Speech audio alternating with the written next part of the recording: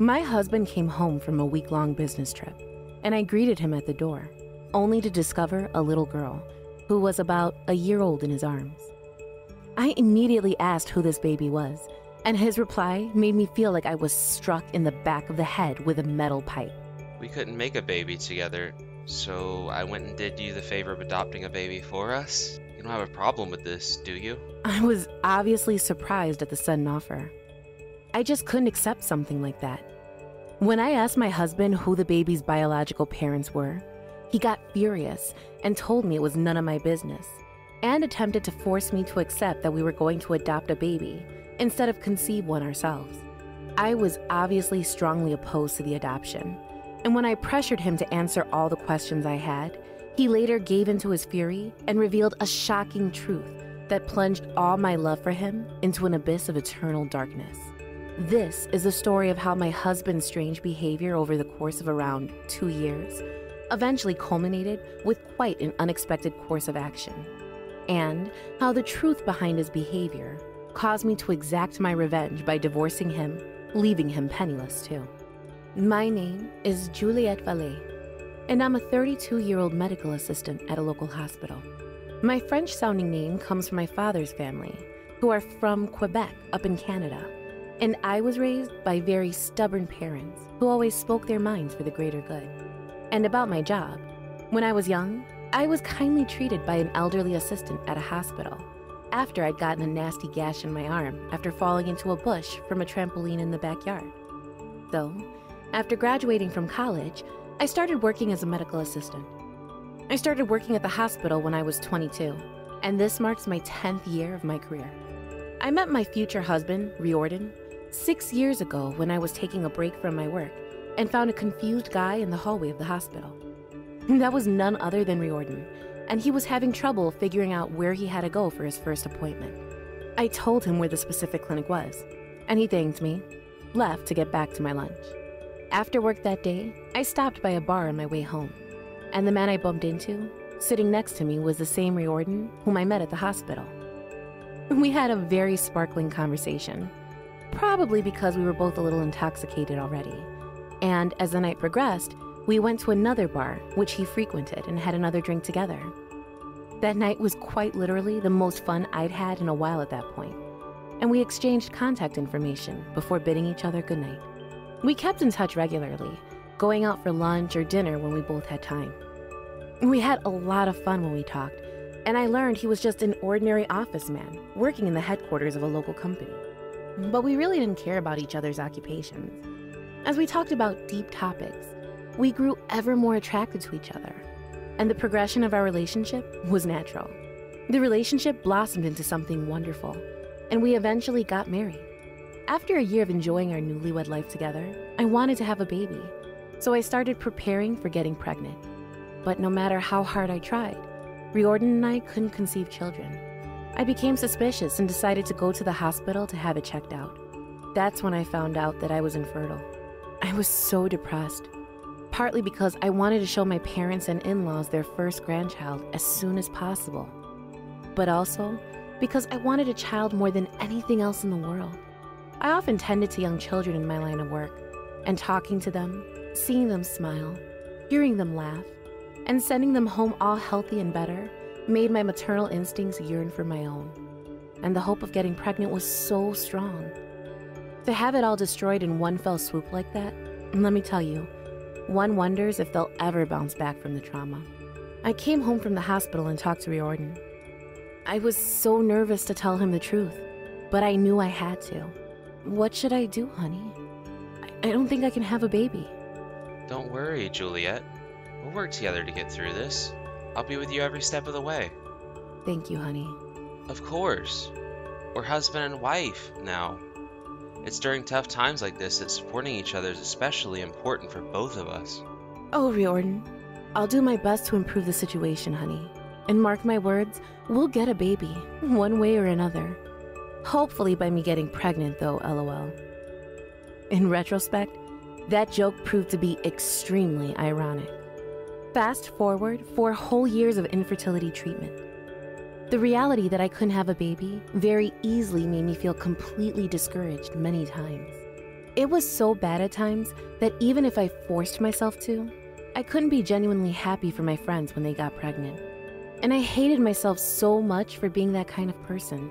Still, I wanted to be the mother of my husband's child, so I kept at the infertility treatment, staying patient and determined, desperately fighting the anxiety in my heart. One day, after years of determined work towards improvement, I went to the hospital again to consult with the doctor. And this time, the results were very satisfying. Thanks to the drug therapy, the possibility of conceiving a child had improved substantially. After being told these results, I tried to seduce Riordan that day. But his reply was extremely curt, and this immediately made me suspicious of something. I didn't know what it was, but something seemed off. I'm sorry. I'm not in the mood for this. It's not the right time. What do you mean it's not the right time? This is a very dire and stressful time for me. I'd like you to give me all the rest I need at night from now on, honey. What's happening, Riordan, exactly? If it's something truly important, you ought to tell me. I think I can help, and even if I can't, I think just telling me about it will help make you feel better. It's... Riordan Valet, I must remind you that you can talk to me about anything. You said so yourself, I believe, that as we are married, we're meant to support each other, especially during the hardest times, right? We've always supported each other up until now, haven't we? Why begin to stop now? Don't worry, honey, just tell me what's going on. Perhaps my words consoled him quite a little. His tense muscles relaxed a little, and he slowly began to tell me the situation with a mysterious look on his face.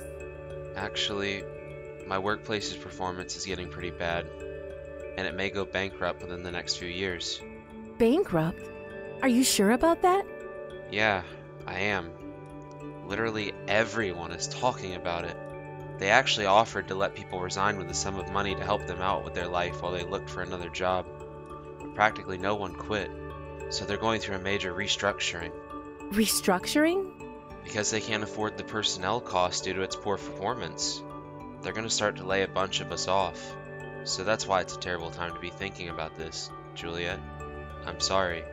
I'm not going to lie. I thought he was going to come up with some lame excuse because of some underlying suspicious motive that I had to spend some time trying to discover myself. I honestly didn't expect such a solid reason for being so pessimistic about conceiving a baby, and I couldn't blame him for his slumped shoulders and glum demeanor. It may be difficult to be in that kind of mood at a time like this, for sure. I gently cuddled up to the dejected Riordan. I'm sorry. I didn't know that. No, it's okay. I know you're trying hard to get fertility treatment, and I know you want a child pretty badly. Believe me when I tell you I want one too. But under the circumstances, even if we do have a baby, you know... I do know. I know you're worried about your financial situation. But don't worry. I'm making enough money so that when the time comes, I can take care of you. I can support you alone, without a baby, for a while. You're a real trooper. You know that? Thank you. So much. Of course. We're husband and wife now. It's during tough times like this that supporting each other is especially important for both of us. Riordan smiled happily, as if my words relieved him. But I still wondered if it was because of this anxiety that he began to do some strange things. By strange, I don't mean suspicious. I mean plain unorthodox. Up until maybe 20 months ago, he used to go away from home twice a month on holidays to visit his ancestors' graves. While strange indeed, I merely thought he was just a good man who cared about his ancestors and the legacy they left behind. But for a year and a half, he had ceased to visit the graves. He did mention a big restructuring of the company, and he must have been very anxious about the poor management of his workplace. It must have been very stressful for him to work, not knowing when he would be fired. That's why I later said to Riordan, maybe now you can visit the graves again. Visit the graves? You haven't been able to go there recently, right? To meet your ancestors? Isn't that because of your workplace having some trouble? Yeah. If you're about our family life together, honey, don't be. I have enough money saved up to support you if the company suddenly goes bankrupt. I think you should go see your ancestors. People will start to worry about you if you suddenly stop coming after being so consistent for so long. Maybe. Yeah. But you know what? I'm not in the mood. Not in the mood? Because, it's strange to go all the way out here at this time of the year, isn't it? Anyway, it doesn't matter now. Holy smokes. What was with this change in attitude? During the time he used to visit the graveyard every other week, my physical and mental health were both rather vulnerable as a consequence of the infertility treatment notwithstanding. He would say that cherishing one's ancestors is more important than anything else, and that I must visit the graveyard without fail. So, why was he treating his own ancestors with such disrespect as of now? I suddenly found myself suspecting Riordan of something he wasn't telling me, but I couldn't question him, and the months passed. Then one day, he went on a business trip and was away from home for a week. I wondered if it was possible for a company that had been in near bankruptcy for several years due to poor performance to give him a 1-week business trip. I decided to ask him about it. Hey, where are you going on this business trip? Why, to Florida, Juliet. Where in Florida? Why do you want to know about that? Can't a wife at least want to know where her husband is going? That's how things work in marriages, honey. It's none of your business where I go on business trips. That's not true. What if something happened while you're away? Like an accident or something like that? You could tell me in case of an emergency. My God, you're so annoying. Why are you so goddamn reluctant to tell me? You know you're going on this business trip because of work, right?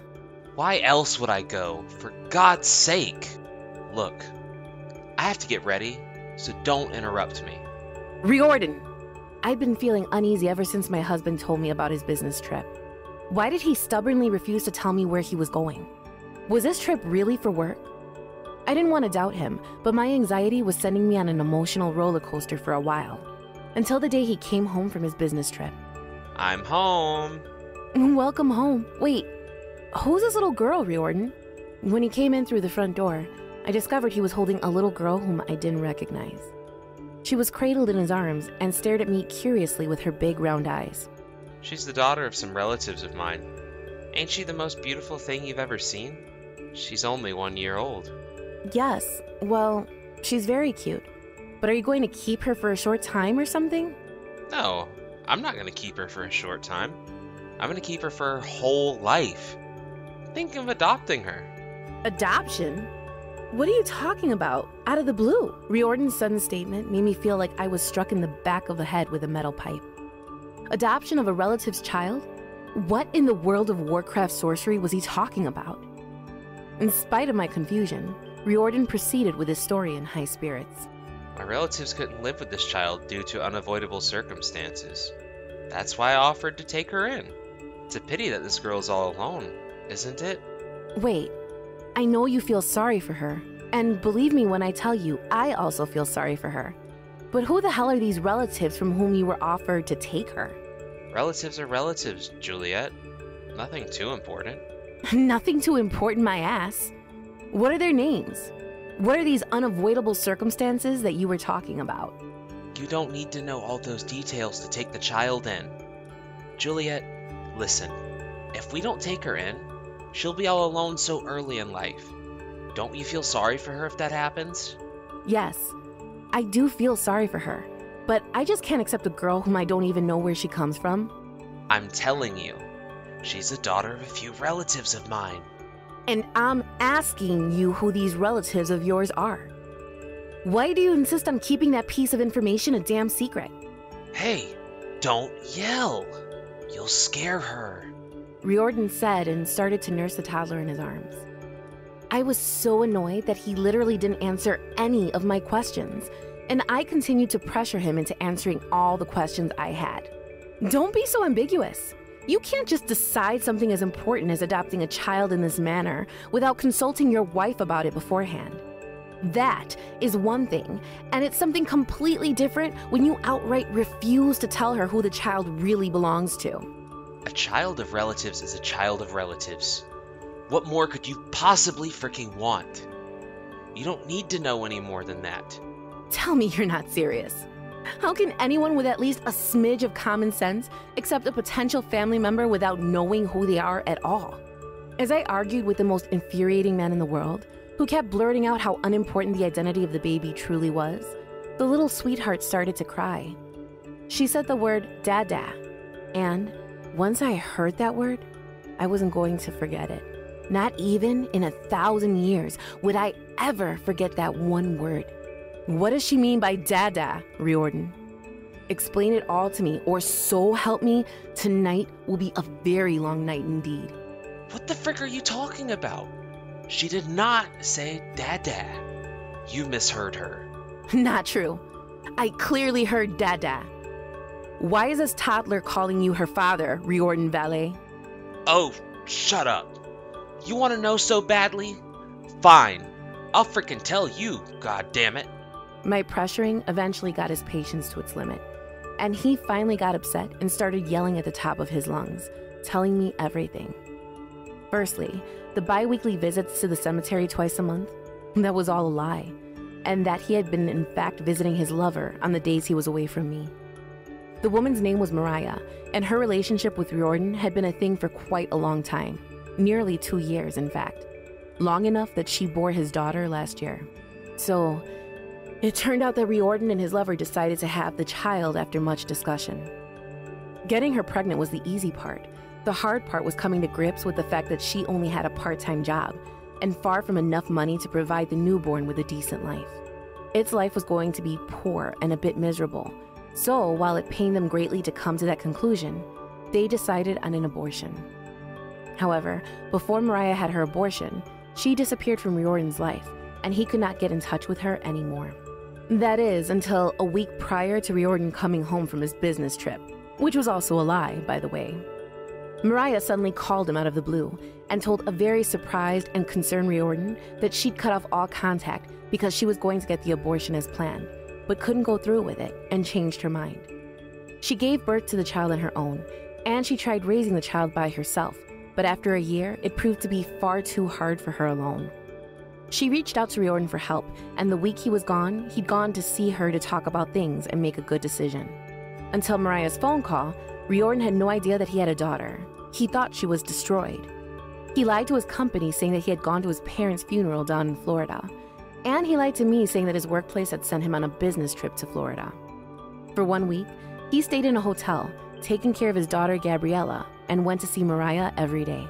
The story made complete sense to me, because the reason why he hadn't gone on those visits to his ancestor's grave for a year and a half is that Riordan also went to see his lover, who lived nearby up until she went incommunicado.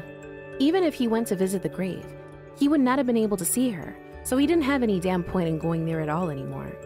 But let's consider this under a different spotlight.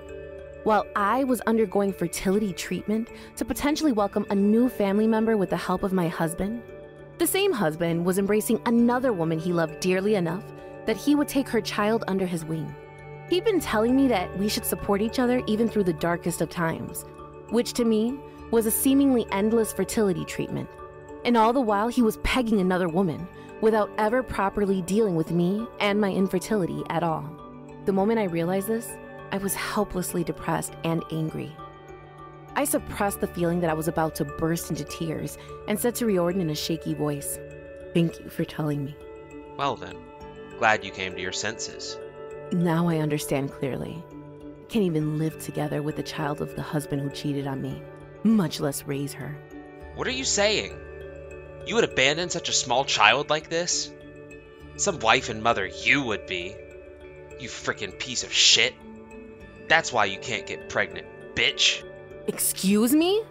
If you can't love a child, that alone would render human scum like you infertile. You wanted a child so badly, and I brought one here for you. You're gonna have one more family member, just as you hoped we would. What is it you said? Mark my words, we'll get a baby, one way or another. Well, now you have, and I don't expect you to complain for shit about it. These words sent my anger over the boiling point, and I exploded. It was a moment when even the passionate love of hundreds of thousands years could turn stone cold in but an instant. I had no regrets in my heart when I came to the conclusion, right then and there, that I didn't need this lousy person in my life anymore. I said clearly, in a deadly quiet, trembling voice, "We're done." What? Juliet, what are you saying? I don't feel I'm obliged to become this child's mother, nor do I think I will ever feel obliged to be one. I'm done with you. All the work I put in us, in our future, turned out to be meaningless. We're done. You can't leave me. What are you gonna do with your life? Have you forgotten I have a good job? I told you I'm making a living decent enough to take care of you and myself. And I have my savings from high school too. I can survive without you. Easy peasy, nice and cheesy, Riordan. Wait a minute. Wait a minute. Anything but divorce. Please? And what are you talking about, Mr. Valet? I got a call from my boss today that the company is in its final days. Literally. I could lose my job any day now. If we get divorced, I won't be able to make a living to take care of Gabriella. So what? What does it matter to me if you can't make ends meet? We've been so supportive of each other, Juliet. How could you be so cruel right now? Well. Looky who's talking now. I was freaking struggling with infertility and working my damn ass off to make ends meet so that the chances of me getting pregnant would improve. And what were you doing? Having a grand old time with a dance with no pants with Mistress Mariah. What kind of supportive marriage is that, eh? You've got to be kidding me. Calm down, Juliet. Please. I'm sorry about the affair. You don't frickin' say my name, Mr. Valet. What am I supposed to do with you with your flimsy frickin' apology? Forgive you? Over my damn dead body. There are some things in this world that no amount of apology will ever make one forget and forgive. I don't need you in my life anymore. Goodbye. Riordan, still holding the sobbing Gabriella, collapsed on his knees as I delivered the final blow, and I proceeded to call my in-laws. When I told them what had happened, they hightailed to my house. And as soon as Mr. Valet, my father-in-law, saw his son, he forced him to the ground on all fours and slapped him across the face as hard as he could. Literally, what a bastard like him deserved for what he freaking did. When Riordan's face was painfully swollen, the beating stopped, and my parents-in-law got down on their knees and apologized to me, crying as they begged for forgiveness to them. It was our fault for making a mistake in raising our son. They told me that they would take back their son and Gabriella, and that they would take care of the toddler themselves. Hearing those words, I felt relieved that the child was in good hands, and I was able to divorce my husband. Since then, Riordan has lived on his family's farm, and he seems to be spending his days without freedom. Gabriella seems to be well taken care of by my ex-in-laws, and she seems to be growing fast. I am furious at Riordan for cheating on me, but the child is innocent and has absolutely zero fault in this whole thing. I genuinely hope she will grow up healthy and full of love from her grandparents.